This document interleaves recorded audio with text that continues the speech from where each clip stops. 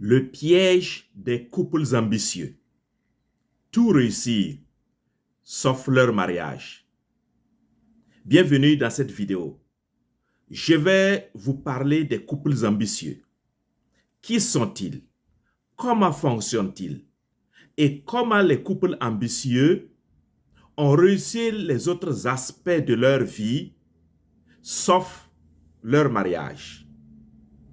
Ou formulé de façon négative, comment les couples ambitieux ont échoué ou échouent au quotidien de leur vie. Nous sommes dans un monde où la réussite professionnelle est applaudie et célébrée. Et de nombreux couples tombent dans ce piège silencieux-là. Ils vont tout faire pour réussir sur tous les autres aspects, sauf un seul aspect, leur amour, leur relation, leur mariage. Ils sont des couples ambitieux. Pourquoi? Ils ont réussi à acheter une maison ou des maisons. Ils ont une carrière très brillante ou en plein essor. Ils ont des enfants ou de nombreux enfants qui fréquentent les grandes écoles ou des bonnes écoles. Mais, au fond, au quotidien de leur vie, l'on remarque que c'est un couple qui ne se parle plus, qui ne se comprend plus, qui ne se choisit plus. Donc, une relation abandonnée. Et la surprise désagréable est celle-ci. Un beau jour, cette relation vole aux éclats et tout le monde est surpris. Alors, chers amis de l'école de la famille Efata, si tu es un amoureux des bonnes relations, vous êtes à la bonne place. Reste ici, abonne-toi si si tu es nouveau, active la cloche de notification, partage la vidéo, like, mets les commentaires. Où tout le monde mettez des commentaires car je prends du temps pour vous lire avec plaisir. Et nous voulons construire la plus grosse communauté des familles Efata où les relations sont prises au sérieux, où il y a zéro divorce et zéro wawawa au sein des couples. Dans cette vidéo, je vais vous dire qui sont les couples ambitieux et comment fonctionnent-ils. Ils ont tout, sauf l'essentiel. D'abord, quel est le profil des couples ambitieux? Je vais vous donner aussi des exemples réels, inspirants et non inspirants. Restez jusqu'à la fin. Alors, les couples ambitieux, ce sont des personnes brillantes, ambitieuses, qui veulent réussir leur vie. Alors, le couple devient un projet parmi tant d'autres, au lieu d'être le socle de tout, le fondement de tout. Et dans ces couples ambitieux, qu'est-ce qu'on remarque? Le temps passé ensemble devient une variable d'ajustement, non une priorité.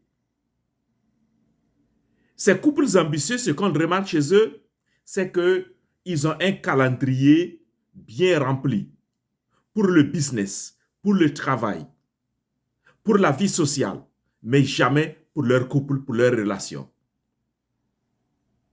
Et l'on peut dire, on se voit entre deux réunions, on s'aime entre deux objectifs, on s'écoute rarement. Cela me rappelle ce que j'ai vécu comme expérience de tierces personnes aux États-Unis et en Europe, où des immigrants, et se battant pour leur rêve d'immigration, chacun, monsieur, madame, a un ou deux boulots et ils ne se voient pratiquement pas. Lorsque monsieur rentre dans la maison, c'est dans ce moment que madame sort pour aller au boulot. Donc, ils se croisent comme ça. Et cela est fréquent. Il en va de même pour les grands hommes d'affaires qui ont un calendrier très chargé, mais qui n'ont jamais du temps pour leur maison, pour leur famille. J'ai vu des cadres, j'ai vu des entrepreneurs, j'ai vu des businessmen, j'ai vu des businesswomen, j'ai vu des leaders religieux, même des leaders religieux qui ont toujours du temps pour leur église, pour leurs fidèles, mais jamais du temps pour leur conjoint ou leur conjointe. Et petit à petit, la déconnexion s'impose au sein de ce couple. Allons-y voir maintenant des exemples concrets de couples ambitieux, inspirants ou non inspirants. Mais avant de poursuivre, chers amis de l'école de la famille Fata, mettez des j'aime. Je vous demande cela. Mettez des j'aime, partagez la vidéo et surtout déposez vos commentaires. Je prends du plaisir à vous répondre. Quelques couples ambitieux inspirants. Voilà Barack et Michelle Obama, que vous connaissez très bien. Barack fut président des États-Unis pendant quelque temps. C'est un exemple d'ambition personnelle et de réussite professionnelle. Mais, retenez ceci, je lis ceci, ils parlent aussi de leurs difficultés vécues dans leur couple, notamment dans le podcast de Michelle, The Light Podcast, et dans son livre Devenir. Et vous êtes sans ignorer que ce couple présidentiel, à un moment, était au bord du divorce. Ça, c'est le piège des couples ambitieux. Mais heureusement, ils ont dû apprendre à réajuster leurs priorités. Je dis bien heureusement pour eux. C'est pourquoi je les présente comme un couple inspirant. Ils ont pu réajuster leurs priorités et ils se sont ressaisis, ils ont reconstruit ou rebâti leur relation amoureuse sur du socle. Et la relation est repartie de plus belle. Faire de la place pour son couple au milieu des carrières ou de la carrière très prenante, cela est important. C'est ce que Barack et Michelle Obama ont pu faire. Mais combien de couples ambitieux arrivent-ils à le faire? Si vous remarquez, et il y a beaucoup plus de divorces dans les rangs de ces couples ambitieux. Oui, faites la remarque ou le constat autour de vous. Les hommes d'affaires, les entrepreneurs, les immigrants, et les cadres, les grands professionnels, tous ceux qui ont de grands rêves professionnels, ils finissent par abandonner leur relation. Barack et Michelle Obama, couple inspirant. Un couple non inspirant, Will Smith et J.D. Smith. Vous connaissez comment ce couple-là, Will Smith, le grand acteur du cinéma, et vous voyez comment il a fini. Et dans le divorce, il a parachuté de façon fracassante dans le divorce et il a perdu beaucoup de biens. Deux personnes très bien médiatisées, ambitieuses, mais qui ont vécu des conflits, des déceptions, des phases de rupture. Mais bien qu'ils aient essayé de se réinventer. Peut-être vous qui me suivez, vous êtes à l'exemple de Will Smith et de sa femme, Madame Smith. Vous êtes immigrant et vous battez comme ça, malgré vos ambitions. Vous essayez de vous réinventer, mais vous avez de la peine à le faire. Will Smith et sa femme sont un couple non inspirant parce qu'ils n'ont pas su réellement se réinventer proprement. Je vous donne un autre exemple, Jay-Z et Beyoncé, que vous connaissez. Voilà, un couple ultra médiatisé aux États-Unis et ultra ambitieux aussi dans leur carrière musicale et entrepreneuriale. Mais ils ont traversé une crise phénoménale. Infidélité, distance. Et ils ont parlé tout cela même dans leurs albums. Vous connaissez bien leur histoire. Et enfin, Mark Zuckerberg et sa femme Priscilla. Oui, un couple super exposé et médiatisé, mais eux aussi, même problème. Alors, ces couples dont je parle, que j'évoque ici, c'est parmi tant d'autres. De façon ordinaire, observez votre vie ou observez tout cela. J'ai un aîné, un grand frère du quartier en Afrique qui travaille dans les mines et qui s'est engagé corps et âme pour bâtir un empire financier. En plus de son travail dans les sociétés minières, il est entrepreneur. Mais il n'a jamais du temps pour sa femme, ni pour ses enfants. Ses enfants sont tombés dans la drogue. Ses enfants sont tombés dans la délinquance. Et c'est douloureux et affreux pour eux. Ça, c'est le piège des couples ambitieux. Il y a des couples ordinaires mais très ambitieux. C'est ceux-là que j'appelle simplement les entrepreneurs, les parents qui poursuivent une carrière vraiment exigeante. Même des étudiants, oui, des étudiants qui sont en couple. Comment jongler entre vie d'études, par exemple quand tu es en phase de doctorat ou dans les grandes écoles exigeantes, comment jongler entre cela et la vie du couple? Et les missionnaires ou les leaders d'église qui sont très actifs mais qui négligent leur connexion intime. Qu'en dites-vous de tout cela? Dites-moi en commentaire ce que vous pensez de ces couples ambitieux et de leur carrière et comment est-ce qu'on peut faire pour établir l'équilibre qu'il faut. Alors, qu'est-ce qui tue ces couples ambitieux-là? Ça, c'est important à savoir. Qu'est-ce qui les tue? Avant de continuer, abonnez-vous si vous êtes nouveau sur cette chaîne. Et si vous n'avez pas encore mis de j'aime, mis des likes ou déposé votre commentaire, je vous donne 3 secondes pour le faire. 3, 2, 1. On continue. Qu'est-ce qui tue ces couples ambitieux-là? Ce sont leurs croyances. Je vous donne seulement 3 croyances. Il y en a plein d'autres. La première croyance qui tue ces couples-là, c'est qu'ils pensent que l'amour va se maintenir tout seul. Alors, ils ne savent pas, ils ne pensent pas qu'il faut prendre du temps pour prendre soin de leur amour, pour entretenir, pour nourrir leur amour. L'amour demande de l'entretien comme une entreprise. Le business dans lequel tu es demande de l'entretien et de la présence. Il en va de même pour ta relation amoureuse. Deuxième croyance, fausse croyance, qui tue ces couples ambitieux, c'est qu'ils se disent on va se sacrifier maintenant pour profiter plus tard. Pendant qu'on est jeune, on se tue à la tâche, dans le business, dans l'entrepreneuriat, etc. ou à l'immigration, parce qu'on a l'espoir que plus tard, on aura déposé un socle financier et on va maintenant vivre en amoureux. Mais malheureusement, ce plus tard n'arrive jamais ou arrive trop tard. J'ai connu des gens, ou je connais des gens qui vivent, des immigrants, qui se disent qu'ils ont laissé leurs épouses en Afrique et qui sont allés aux États-Unis, au Canada ou en Europe, mais qui se disent que je prendrai le temps de me chercher, entre guillemets, comme ils aiment le dire, et plus tard, je retournerai vivre avec ma famille. Mais ce plus tard-là, c'est quand? Ce plus tard-là va se présenter comment? Dans quelles conditions?